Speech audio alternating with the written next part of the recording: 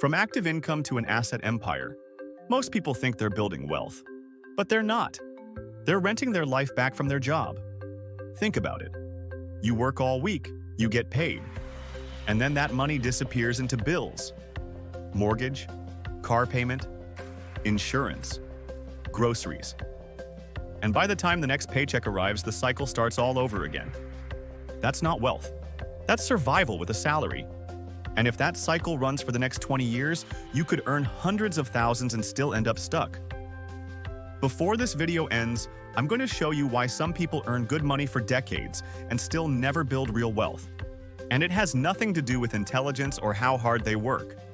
It comes down to a single financial shift most people never make. Once you see it, the way you think about income, assets, and financial freedom will change permanently. Most people are following a financial script they never stop to question. You probably heard it growing up. Work hard. Save 10%. Invest in a retirement account. Wait 40 years. But here's the problem. That plan depends on something you cannot control. Market timing. Your entire retirement depends on the market behaving perfectly the year you stop working. That isn't a system. That's hope. And hope is not a financial strategy. The real difference between the middle class and wealthy people isn't income. It's how money is used. Most people use their income to pay for their life. Wealthy people use their income to buy things that pay for their life. That's a completely different approach. Instead of money flowing out, their money creates assets that send money back to them. That's the moment someone stops being a worker and starts becoming an operator. This is where many people get stuck. They confuse appreciation with wealth. Appreciation means buying something and hoping the price goes up later. Stocks, crypto, speculative real estate. But you can't pay your rent with appreciation. You can't buy groceries with maybe. You only get paid when you sell. And sometimes that moment never comes. Real wealth isn't built on hope. It's built on cash flow. Let me show you something that happens to people all the time. Someone gets promoted. Their salary jumps from $65,000 to $95,000. At first, it feels incredible. They upgrade their apartment, trade their car for something nicer, start eating out more, maybe take bigger vacations. Nothing extreme, just small upgrades that feel deserved. But 3 years later, something strange happens. Their income is almost 6 figures, yet their financial stress hasn't changed at all. Same paycheck cycle, same pressure, same feeling that money disappears the moment it arrives, because their lifestyle grew at the same speed as their income. When that happens, income stops being progress. It just feeds a bigger financial machine. Cash flow is different. Cash flow is money your assets send to you consistently. Monthly, year after year. Think about your monthly bills. Housing, transportation, food. Most people pay for those things with their time and labor. But when assets start paying those bills instead, something powerful happens. Your lifestyle is no longer tied directly to your job. That's when financial freedom actually begins. There's another reason this shift matters. Cash sitting still slowly loses power. Since 1913, the US dollar has lost more than 96% of its purchasing power. Money sitting in a savings account quietly loses value every year. Inflation eats away at it. This is why wealthy investors focus on owning assets instead of simply storing cash. Imagine 2 people earning the same salary.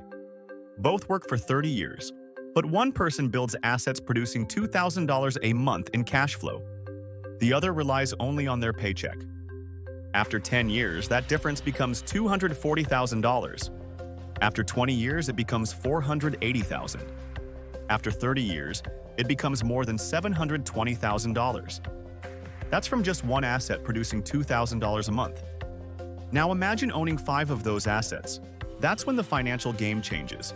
Because wealth rarely comes from one big event. It comes from systems repeating for decades. Another mistake many investors make is confusing participation with ownership.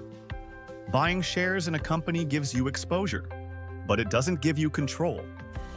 You're simply riding along with whatever the market decides. Ownership is different. Ownership means you control the asset. You decide when to improve it. You decide when to refinance it. You decide when to sell it. That control is one of the biggest wealth advantages available. Imagine someone buys a struggling self-storage facility.